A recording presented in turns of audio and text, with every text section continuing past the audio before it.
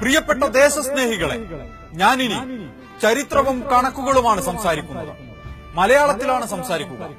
മനസ്സിലാകുന്നില്ലെങ്കിൽ തർജ്ജമക്കാരുടെ സഹായം തേടുമല്ലോ.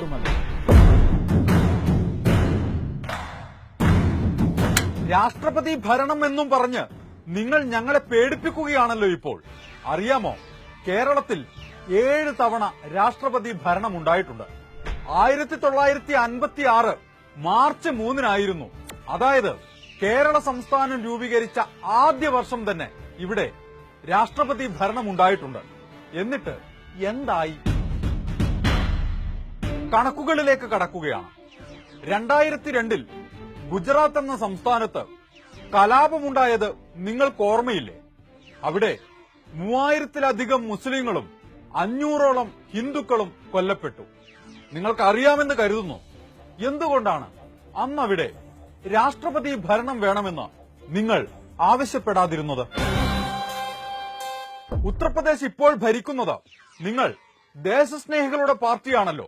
അവിടുത്തെ പാർലമെന്ററി കാര്യമന്ത്രി സുരേഷ് ഖന്ന നിയമസഭയിൽ ഒരു കണക്ക് വെച്ചു.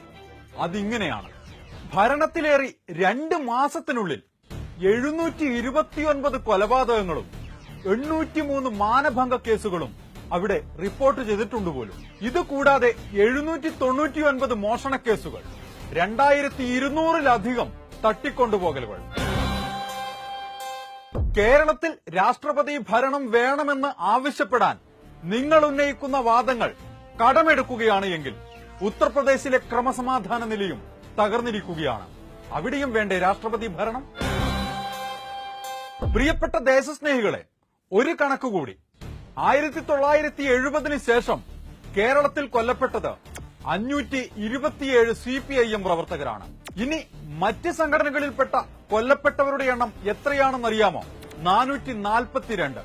ഇതിൽ 185 പേർ BJP പ്രവർത്തകരായിരുന്നു.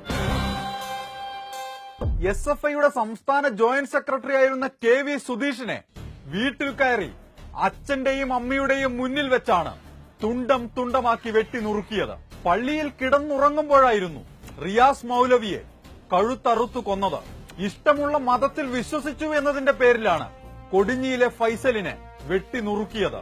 സ്കൂളിലേക്ക് പോകും വഴിയാണ് ഫഹദ് എന്ന 8 വയസ്സുകാരൻ കൊല്ലപ്പെട്ടത്.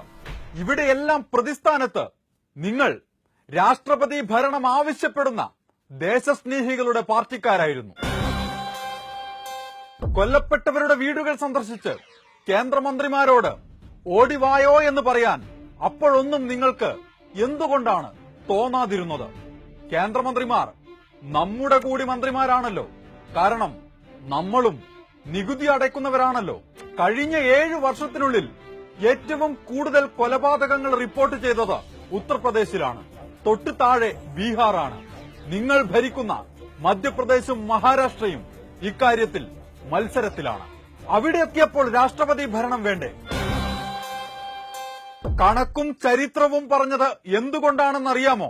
ഇവിടുത്തെ ഹൈന്ദവനും മുസൽമാനും ക്രൈസ്തവനും കമ്മ്യൂണിസ്റ്റിനും കോൺഗ്രസുകാരനും മുസ്ലിം ലീഗുകാരനും എന്തിന് BJPക്കാരനും വരെ ചരിത്രവും കണക്കും അറിയാമെന്നുള്ളതുകൊണ്ടാണ്. ഇഷ്ടമുള്ള ഭക്ഷണം കഴിച്ചതിന്, എഴുതിയതിന്, അഭിപ്രായം പറഞ്ഞതിന് ഇവിടെ ആരെയും കൊന്നിട്ടില്ല. പശു ഞങ്ങൾക്കിപ്പോഴും പാൽ തരുന്ന വെറും മൃഗം മാത്രമാണ്. അമ്പലങ്ങളും പള്ളികളും ഇവിടെ സുരക്ഷിതമാണ്. വിഷവിത്ത് ഇവിടെ പാകാമെന്ന് ധരിക്കണ്ട. ആ വിത്ത് ഈ മണ്ണിൽ മുളയ്ക്കില്ല. ഞങ്ങളുടെ അരി വെന്തോ എന്ന് നോക്കാൻ ഞങ്ങൾക്കറിയാം. ഞങ്ങളുടെ അടുക്കളയിലേക്ക് നിങ്ങൾക്ക് പ്രവേശനമില്ല.